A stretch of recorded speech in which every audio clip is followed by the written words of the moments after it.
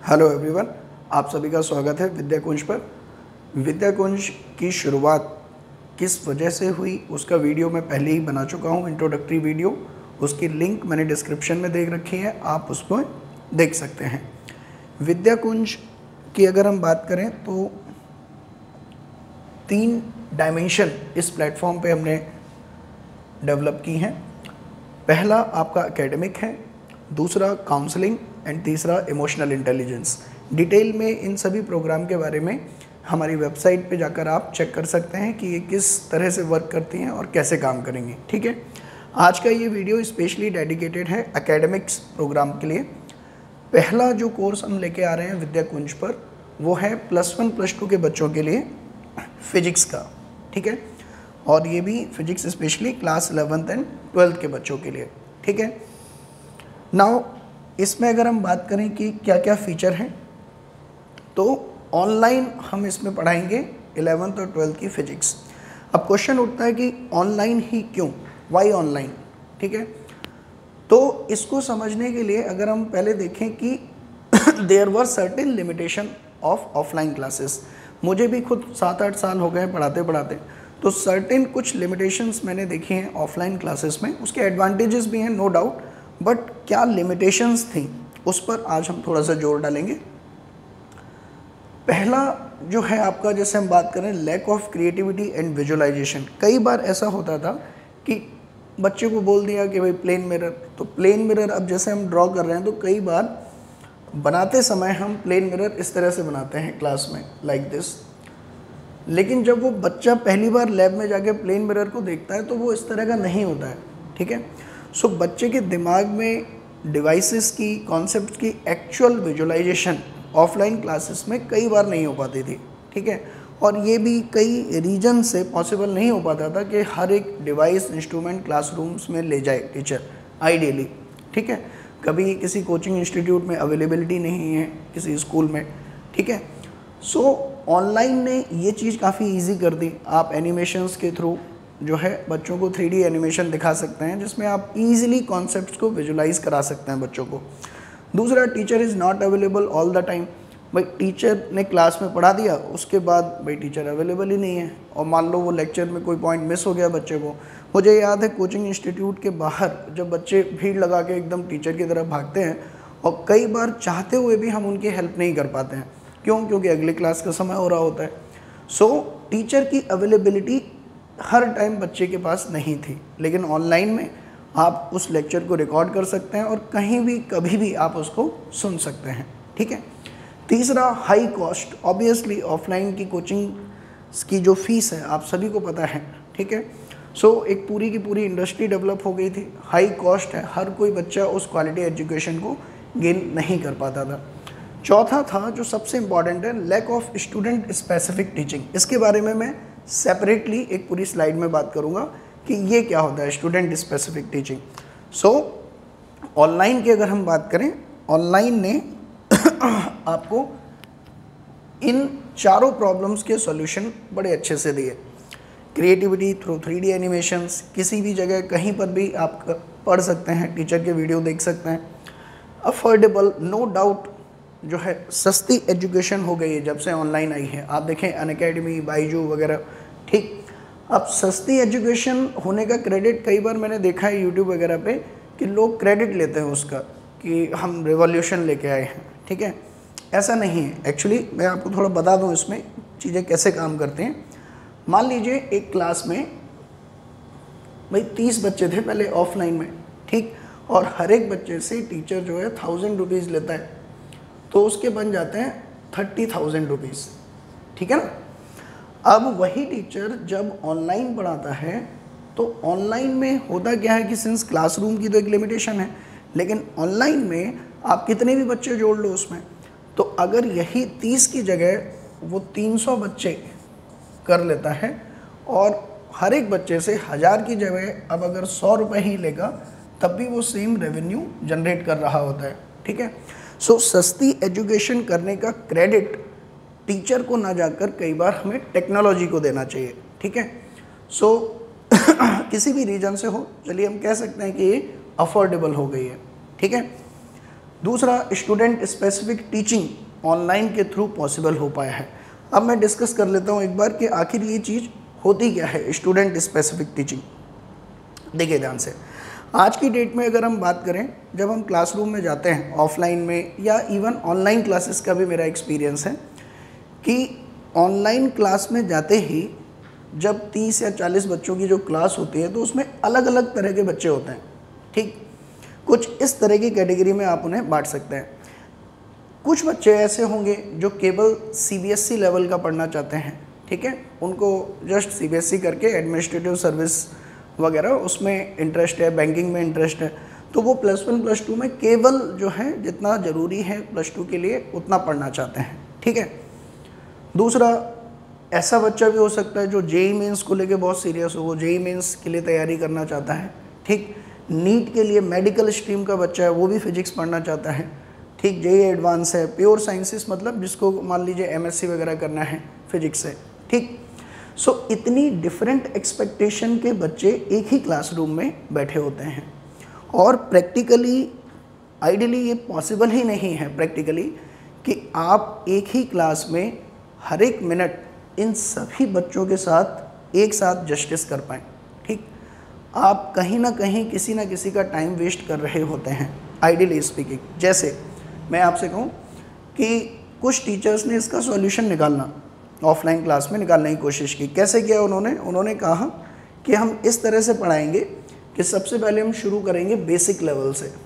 ठीक है, बेसिक से हम भी यही यूज़ करते थे ऑनलाइन एजुकेशन आने से पहले, ऐसा नहीं है कि हम कुछ अलग से पढ़ाते थे। एक जो पॉसिबल सॉल्यूशन था ऑनलाइन एजुकेशन से पहले कि आप बेसिक से शुरू करें, तो बेसिक तो सभी को चाहिए, इन सभी बच्चों को बेसिक्स चाहिए ही चाहिए। ठीक, तो शुरू के मान लीजिए आपने 20 मिनट लगा दिए बेसिक्स पर। ठीक, तब तक सभी का टाइम यूटिलाइज हो गया। अब आपने कहा कि मैं एक लेवल ऊपर जा रहा हूँ। अब जैसे ही आप स्पेसिफिक होके गए, ठीक, स्पेसिफिक होते ही आपने कहा मैं मेंस लेवल का पढ़ा रहा हूँ, ठीक है, या मेंस के एग्ज़ाम की जो अप्रोच है, जो एक्सपेक्टेशन है, मैं उसके अकॉर्डिंग अब टीचिंग करूँगा अगले 10 मिनट।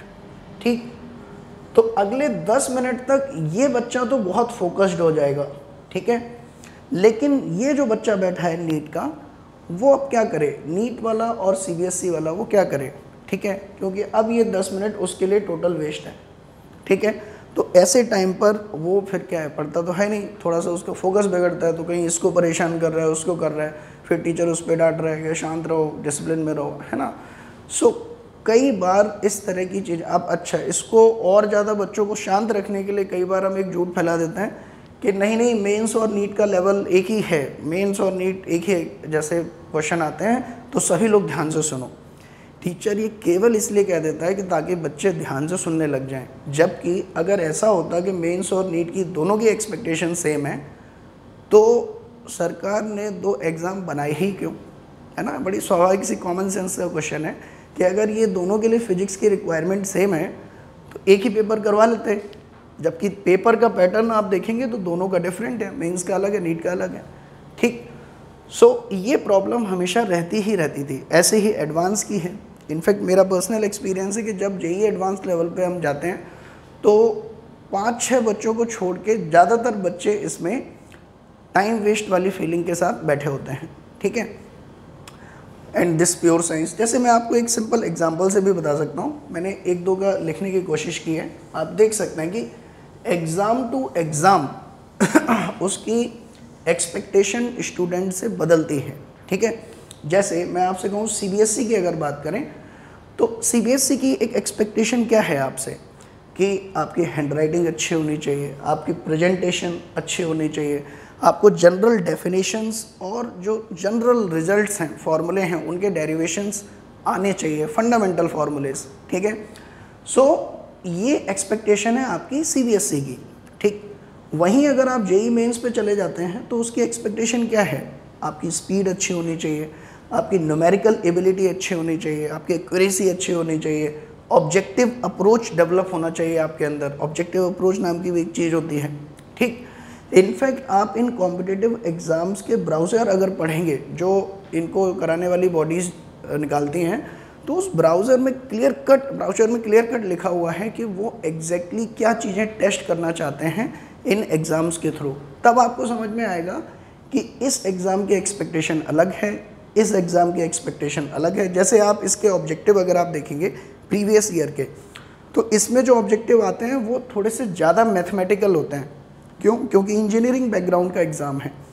यहीं अगर नीट की बात करें तो बाकी चीज़ें ठीक है, स्पीड, एक्यूरेसी ये भी चेक करता है, ऑब्जेक्टिव अप्रोच ये भी रहती है, लेकिन इसमें जो क्वेश्चंस आते हैं वो कंसेप्चुअल बेस्ड ज़्यादा होते हैं। 3-4 क्वेश्चन हो सकता है न्यूमेरिकल बेस्ड हो, बट वेटेज ज़्यादा आपका कॉन्सेप्चुअल टाइप का रहता है, थ्योरेटिकल टाइप का। ठीक है, सो हर एक एग्ज़ाम की अपनी एक एक्सपेक्टेशन होती है और उस एक्सपेक्टेशन के अकॉर्डिंग ही टीचिंग होना चाहिए। ठीक है, so this is your student specific education.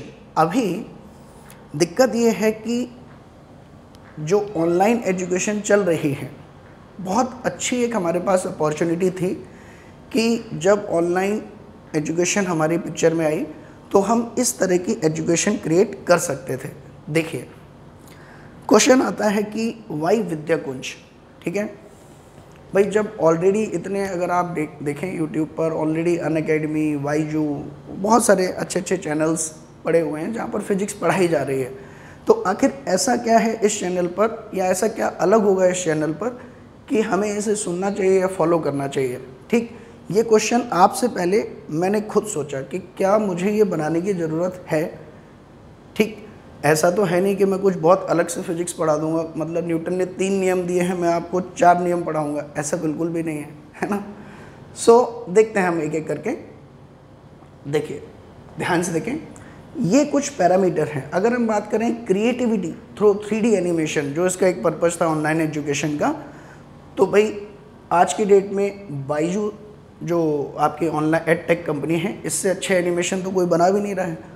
और मैं भी ये दावा नहीं करता कि मैं बाईजू के लेवल के एनिमेशंस यहाँ आपको शो करूँगा। ठीक है, सो ये तो हमारी यूनिकनेस नहीं है विद्याकुंज की। अगर मैं आपसे कहूँ कि बहुत हाई लेवल के 3D एनिमेशन, मतलब बोर्ड से बाहर निकल के एकदम ऑगमेंटेशन रियलिटी ऐसे करके कुछ वीडियो बनाने वाले हैं, so it is not like that. ठीक है, दूसरा अफोर्डेबल, अगर हम बात करें तो अफोर्डेबल, अगर हम कहें अफोर्डेबल तो हर एक जगह है। आजकल आप देखें अनअकैडमी, फिजिक्स वाला, फिजिक्स गैलेक्सी, ये सभी चैनल बने हुए हैं जहाँ ऑलमोस्ट बहुत ही मतलब पे करने लायक फ़ी उन्होंने रखी हुई है, जिसको कोई भी आराम से पे कर सकता है। ठीक है, सो ऐसा भी कुछ नहीं है कि हम पहली बार बहुत ही सस्ती ऑनलाइन एजुकेशन लेके आने वाले हैं। ठीक है, मतलब कोई बहुत ही अफोर्डेबल, मतलब बाकी लाख ले रहे हैं, हम लोग 1000 लेंगे, ऐसा भी कुछ नहीं है। ठीक, फिर क्या है, तो ये जो रेड कलर में 3 आपके सामने लिखे हुए हैं, these are the things which we will try to provide. ठीक है, हो सकता है कि कोई और भी इस तरह से कर रहा हो, मैं ये नहीं कहता हूँ कि भाई हम पहली बार इसको ऐसा करेंगे, लेकिन जनरली मैंने जितना सर्च किया है तो मैंने देखा है यूट्यूब पर कि इन 3 चीज़ों की कमी मैंने यूट्यूब चैनल पर अभी पाई है। पहला आपका यही है, स्टूडेंट स्पेसिफिक टीचिंग। ठीक है, मतलब लोगों ने वीडियो लेक्चर्स डाले हुए हैं और उन वीडियो लेक्चर्स के ऊपर लिख दिया है for CBSE mains and NEET, इस तरह से। सो ये चीज़ मुझे नहीं समझ में आई। इनफैक्ट ये मैंने ही केवल एक्सपीरियंस नहीं की, मैंने अपने कई स्टूडेंट्स को जब रिकमेंड किया, बच्चे ने बोला सर मुझे ये टॉपिक समझना है। अब वो बच्चा केवल CBSE लेवल का है, मैंने उसको कहा कि भाई ये वीडियो जाके देख लो, तो वो बोला कि नहीं सर उसमें तो पता नहीं क्या क्या पढ़ा रहे हैं, मुझे तो केवल CBSE लेवल का पढ़ना है। ठीक, ऐसे ही जब कोई नीट लेवल वाले बच्चे ने कहा कि मुझे सर कोई वीडियो रिकमेंड करिए, मैंने कहा ये सुन लो जाके, तो उसका कहना था कि सर वो नीट ओरिएंटेड नहीं पढ़ा रहे हैं बिल्कुल, उसमें कई सारे कॉन्सेप्ट ऐसे भी हैं जो नीट में कभी पूछे ही नहीं गए हैं। ठीक है, नीट में कभी आए ही नहीं हैं। ठीक, सो बच्चे को एग्जैक्टली ये नहीं पता कि ये टॉपिक मेंस में किस तरह से पढ़ना है। अगर मैं मेंस की तैयारी कर रहा हूँ, नीट के लिए अगर मैं तैयारी कर रहा हूँ, तो नीट की अप्रोच क्या है। ठीक है, दूसरा इसका एक रीज़न और है। जब मैंने 1-2 अपने दोस्त हैं जो यूट्यूब चैनल चला रहे हैं उनसे भी पूछा, मैंने कहा ऐसा क्यों नहीं है, ये मैं इस तरह से बनाना चाह रहा हूँ, तो मुझे जो रिकमेंडेशन मिला उन्होंने कहा कि देखो ऐसा अगर आप करोगे तो लेट अस सपोज एक कोई टॉपिक है, अगर वो टॉपिक पे जो वीडियो बना है और आपने उसके आगे ये सभी लिख दिए CBSE मेंस नीट एडवांस, तो होगा क्या कि वो सारे बच्चे जो CBSE मेंस नीट एडवांस इन सब की तैयारी कर रहे हैं वो सभी इस वीडियो को देखेंगे, ठीक है। और ऑनलाइन में रेवेन्यू जनरेट करने का एक तरीका ये भी होता है, नंबर ऑफ़ व्यूज़ जितने ज़्यादा होंगे रेवेन्यू उतना ही ज़्यादा जनरेट भी होता है, ठीक है। और मेहनत भी बचती है टीचर की, कम होती है थोड़ी सी। एक ही वीडियो में उसने सभी को सेटिस्फाई करने का दावा कर दिया, ठीक है। लेकिन अगर आप किसी टॉपिक को हर एक लेवल पर जाकर एग्ज़ाम के पॉइंट ऑफ व्यू से पढ़ाना शुरू करोगे तो आपको एक ही टॉपिक के लगभग आप देख सकते हैं कि 4 से 5 वीडियो बनाने पड़ेंगे, ठीक है। तो उससे हो सकता है कि जो बच्चा एडवांस के लिए पढ़ना चाह रहा है वो आपका CBSE लेवल का वीडियो ना देखे, ठीक है। तो हो सकता है पर वीडियो नंबर ऑफ़ व्यूज़ आपके कम हो जाएं, ठीक। तो एक ये बिजनेस एस्पेक्ट भी इसमें रहता है कि हम क्यों अलग अलग लेवल के वीडियो नहीं बनाते हैं कैटेगरी वाइज, ठीक है। और दूसरा नो डाउट कि नंबर ऑफ़ आवर्स भी ज़्यादा लगते हैं, टीचर की मेहनत भी ज़्यादा लगती है, ठीक है। So this is the one thing which we are going to provide. Chapter के टॉपिक्स के level wise exam point of view से हम वीडियो लेक्चर्स प्रिपेयर करने वाले हैं, जिसमें अगर कोई बच्चा ये चाहता है कि नहीं मैं इस टॉपिक को मेंस लेवल पे पढ़ना चाहता हूँ या नीट के पॉइंट ऑफ व्यू से पढ़ना चाहता हूँ, तो वो उसी वीडियो को देखे रादर देन इन सभी में अपना टाइम और एनर्जी वेस्ट करने से, ठीक है। क्योंकि बहुत ज़्यादा ख़राब इफ़ेक्ट आते हैं। जैसे मान लीजिए मेरी क्लास में एक बच्चा बैठा है, वो नीट लेवल के लिए तैयारी कर रहा है, मेडिकल का बच्चा है, और मैं उसी क्लास में उससे कह रहा हूँ कि बेटा मैं अब एडवांस लेवल पे जा रहा हूँ, तुम चाहो तो मत ध्यान दो।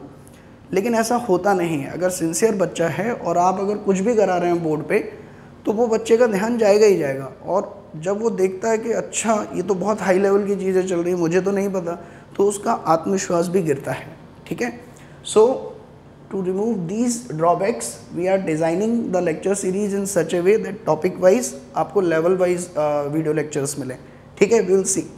दूसरा 1-to-1 live session, this we are providing कि अगर किसी बच्चे को 1-to-1 लाइव सेशन चाहिए, जैसे मान लीजिए कई बार क्या होता है कि बच्चे को केवल एक पर्टिकुलर चैप्टर में डाउट आ रहा है, ठीक है। अब उस एक चैप्टर को पूरा करने के लिए कई बार वो ट्यूशन लगा लेता है, ठीक है, और पूरे सिलेबस की फ़ीस पे कर रहा होता है, जबकि डाउट उसे केवल एक ही चैप्टर में है, या कभी वो स्कूल नहीं जा पाया, क्लास अटेंड नहीं कर पाया। So we are providing the facility for 1-to-1 live session, ठीक है। आप अपने टॉपिक का नाम भेजें और बोल दें कि भाई मुझे ये टॉपिक इस चैप्टर का पढ़ना है बस, ठीक है। और आपको पता है कि घंटे 2 घंटे के टॉपिक हैं, तो आप वो सेशन बुक करके उस अपने टॉपिक को कवर कर सकते हैं, ठीक है। I will tell you the detail कि ये सेशन आप कहाँ बुक कर सकते हैं। I will give the link to the description of this video, ठीक है। Support to handle stress and depression and self control. देखिए ऑनलाइन के फ़ायदे तो मैंने बता दिए, लेकिन साथ ही साथ ऑनलाइन के कई नुकसान भी हैं, ठीक है। डिस्ट्रैक्शंस बहुत ज़्यादा आती है, ठीक, कन्फ्यूज़न बहुत ज़्यादा आती है कि इसका वीडियो देखें, उसका वीडियो देखें, किसका देखें, ठीक है। और अगर ऐसे तैयारी करनी है तो कैसे करें, जैसे ही ऑनलाइन जाते हैं 100 लोगों के सजेशन आने लगते हैं, तो किससे सलाह लें, ऑथेंटिक पर्सन कौन है, किसकी सलाह माने, तो उसके लिए काउंसलिंग। और कई बार जो स्ट्रेस वगैरह की प्रॉब्लम है, स्ट्रेटजी की प्रॉब्लम है, ठीक है, डिप्रेशन की प्रॉब्लम है, तो उनको रिमूव करने के लिए भी एक scientific platform we have developed, जो विद्याकुंज के दूसरे पार्ट हैं, काउंसलिंग एंड इमोशनल इंटेलिजेंस, ठीक है। सो एकेडमिक्स में हम बात करें तो ये 2 हमारी यूनिकनेस हैं, ठीक। अब एग्जैक्टली हम इसको कैसे एग्जीक्यूट करेंगे इस पे बात कर लेते हैं, ठीक है। सो अभी तक हमने 2 क्वेश्चंस का आंसर कर लिया है, what is this program all about, दूसरा व्हाई इट इज़ रिक्वायर्ड, ठीक है। इसकी नेसेसिटी पे हमने बात कर ली है, student specific and 1-to-1 live session, fine.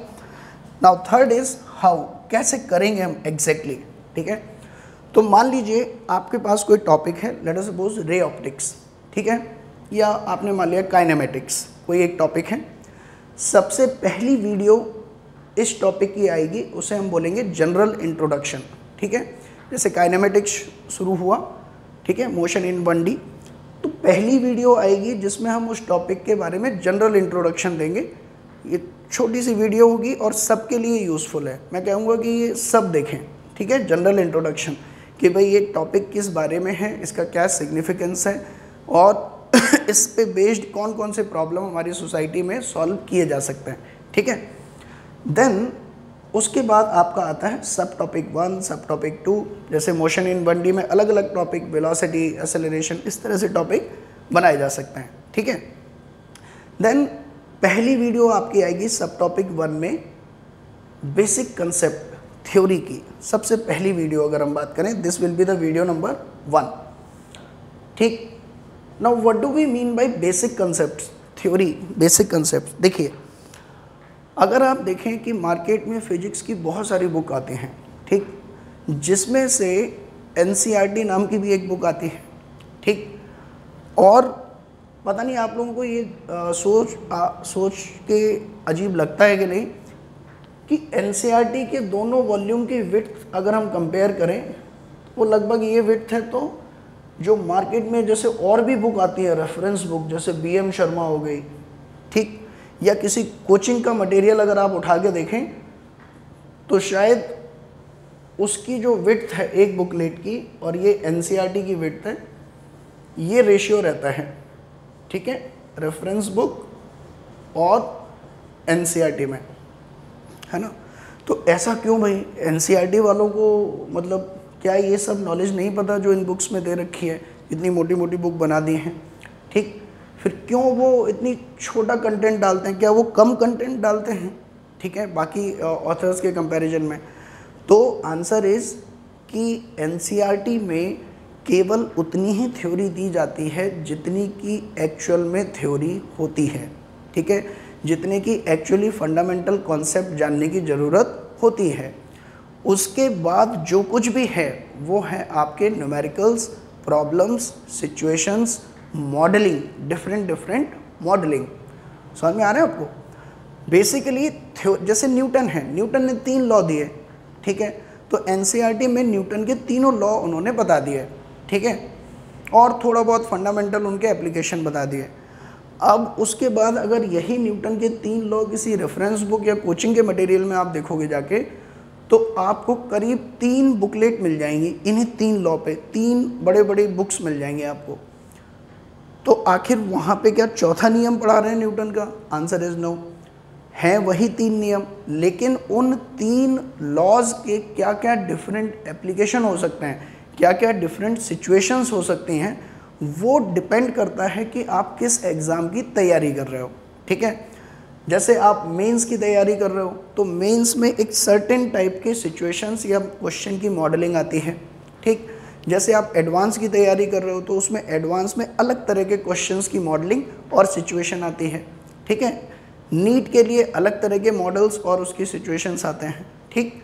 So our first video will cover only the basic concepts, जितना आपको पता होना चाहिए, ठीक है, क्लियर, जितना कि हम कह सकते हैं कि NCERT और हम कह सकते हैं कि SCV में भी इस चीज़ को फॉलो किया गया है। SC वर्मा में आप देखेंगे थ्योरी बहुत ज़्यादा नहीं है लेकिन उसके प्रॉब्लम्स बहुत ज़्यादा हैं।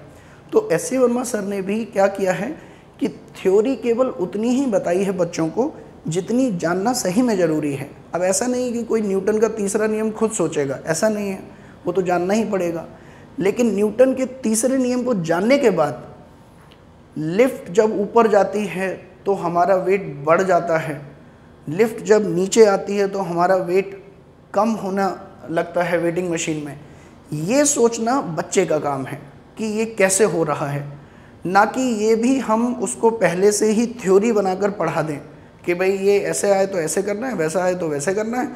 तो फिर बच्चे का उसमें जो थिंकिंग प्रोसेस है वो डेवलप नहीं हो पाता है, ठीक है। सो हमारा जो फर्स्ट वीडियो होगा वो बेसिकली बेसिक कंसेप्ट्स कवर करेगा उस टॉपिक के, जितना कि आपको किसी भी एग्ज़ाम में बैठने के लिए ज़रूरी होगा। तो ये वीडियो सभी देखेंगे, ठीक है, सभी के लिए रिकमेंडेड है। दूसरा जो वीडियो आएगा वो CBSE लेवल वाले बच्चे देखेंगे। दूसरा वीडियो उसमें मेंशन्ड होगा this is CBSE level video of this topic, fine. Now इसमें क्या करेंगे हम, CBSE की जो अप्रोच है, सीबीएसई क्या एक्सपेक्ट करती है इस टॉपिक को, आप कैसे पढ़ें, किस लेवल पे पढ़ें, किस तरह के क्वेश्चंस करें, ठीक। तो वो सारी चीज़ें हम इस वीडियो में डिस्कस करेंगे। और वीडियो के लास्ट में एक असाइनमेंट होगी जिसमें सीबीएसई के पास्ट ईयर के जितने भी क्वेश्चंस इस टॉपिक पर आए हैं वो आपको इस असाइनमेंट में मिलेंगे with their video solution. Fine. Next ऐसे ही जेईई मेंस लेवल में तीसरी वीडियो आएगी जिसमें आपके जेईई मेंस की क्या अप्रोच है, किस तरह से शॉर्ट ट्रिक्स होती हैं, कैसे उन्हें सॉल्व करते हैं, ठीक है, इस तरह का डिस्कशन रहेगा और उसकी एक असाइनमेंट रहेगी। So I hope now you are understanding the chronology, NEET level, then advance level and then brainstorming level, ठीक है, जिसको रैंक चाहिए भाई, टॉप 10 में, टॉप 50 में रैंक चाहिए, तो ये वीडियो उसके लिए रहेगा। तो एक तरह से हम देख सकते हैं कि हर एक टॉपिक के सब टॉपिक की ऑलमोस्ट 1 2 3 4 5 6 वीडियो रहेंगे, ठीक है। So this is not there on any channel on the YouTube. Topic wise, सब टॉपिक वाइज 6 कैटेगरी में वीडियोस प्रोवाइड करना ये पहली बार होगा। सब टॉपिक ऐसे ही 2 की अगर हम बात कर लें तो सब टॉपिक 2 में भी इसी तरह से चीज़ें जाएंगी। I hope this is clear to you all. Now let me take next slide. Who should follow this? अब किसको ये लेक्चर सीरीज फॉलो करनी चाहिए, ठीक है, this is very important question. ऐसा नहीं यूट्यूब पे कुछ भी आया और आप देखने लग गए। तो अगर हम बात करें क्लास 11th के बच्चों की, जो अभी अभी क्लास 11th में आए हैं, वो तो धूमधाम से इसको देखें, ठीक है। डेली लगभग एक वीडियो अपलोड होगा क्योंकि it will take too much time, ठीक। तो आप इसको आराम से देखें चैनल को सब्सक्राइब कर लें जिससे आपको नोटिफिकेशन मिलता रहेगा। कोई फिक्स्ड टाइम शेड्यूल नहीं है इसका सब्सक्राइब करने के लिए, इसीलिए कह रहा हूँ क्योंकि आपको खुद पता लग जाएगा कि वीडियो इसमें अपलोड हो गया। तो आपको एक बार देख लें कि अच्छा मेंस लेवल का आया है, मेंस लेवल का तो मुझे पढ़ना ही नहीं है, मुझे तो नीट लेवल का पढ़ना है। तो जैसे ही नीट लेवल की नोटिफिकेशन आएगी आप उसको खोल के पढ़ लें, ठीक है।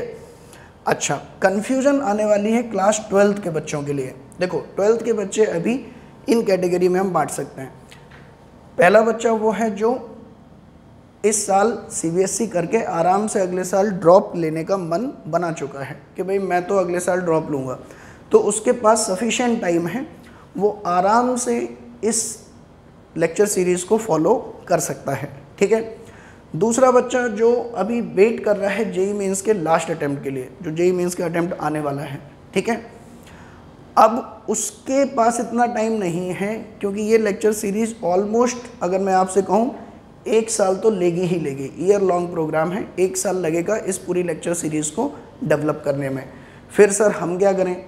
जो बच्चे अभी, अगर मैं आपसे कहूँ, जो बच्चे अभी जेईई मेंस का एग्ज़ाम देने वाले हैं, तो देखिए अब ज़्यादा समय वैसे भी नहीं रह गया है। इन केस अगर आपको किसी टॉपिक में हेल्प चाहिए तो इन बच्चों के लिए जो 12th में इस साल हैं और इसी साल जेईई मेंस का एग्ज़ाम देना चाह रहे हैं या नीट का एग्ज़ाम देना चाह रहे हैं, इन दोनों बच्चों के लिए, इन दोनों के लिए अभी 12th का एक बैच ऑनगोइंग अभी चल रहा है, ठीक है, इवनिंग में 4 to 5, और ये बिल्कुल फ्री ऑफ कॉस्ट है, ठीक है। अब इनसे क्या ही फ़ीस लें क्योंकि ये पूरे साल से फ़ीस ही दे रहे हैं, ठीक है। तो इनके लिए ये फ्री ऑफ कॉस्ट है। तो आप अगर चाहें, आपको कोई पर्टिकुलर टॉपिक अगर पढ़ना है, ठीक है, कि नहीं सर मुझे, जैसे अभी रे ऑप्टिक्स चल रहा है, उसमें सभी बच्चों की डिमांड आई कि रे ऑप्टिक्स सर हमें वीक है और जेईई मेंस से पहले पहले या नीट से पहले पहले रे ऑप्टिक्स, मैग्नेटिज्म, ईएमआई, ये सब हमारे टॉपिक कवर करा दीजिए। तो वो बैच चल रहा है 4 to 5, ठीक है, आप इसको ज्वाइन कर सकते हैं। इसकी लिंक, ज्वाइन करने की लिंक मैं डिस्क्रिप्शन में दे दूंगा, उस पर आप क्लिक करते ही उसको ज्वाइन कर लेंगे, ठीक है। तो वो ये बच्चे इस सीरीज़ का वेट ना करें। ऐसे ही 12 स्टूडेंट हुआ, ये तीनों इसमें ही आ गए आपके, ठीक है। Now 12th student who are waiting for JEE advance, इनके लिए भी मैं यही कहूँगा कि ये इस वाले बैच को ज्वाइन कर सकता है, ठीक है। और पूरे साल आराम से इस सीरीज़ को कौन ले सकता है? जो अभी अभी 12th में आया है और जो अभी अभी 11th में आए हैं, तो वो सब्सक्राइब कर लें। टाइम टू टाइम जैसे ही वीडियो आए आप उसको देख सकते हैं, ठीक है। So I hope this video is clear to you all. इसी के साथ आपका बहुत बहुत धन्यवाद, आपने अपना समय निकाला और इसको देखा। अगर आपको लगता है कि किसी को भी इस लेक्चर सीरीज़ या विद्याकुंज की किसी भी सर्विस की रिक्वायरमेंट है तो आप उसको शेयर कर सकते हैं, चैनल को सब्सक्राइब कर सकते हैं। ये हमारी वेबसाइट की डिटेल है। अगर आपको ये पता करना है और भी क्या क्या डोमेन है, किस तरह से विद्याकुंज वर्क करती है, तो आप इस वेबसाइट पे जाके चेक कर सकते हैं। ये हमारी ईमेल आईडी है और इस पर आप कांटेक्ट कर सकते हैं। Thank you very much. Stay safe and stay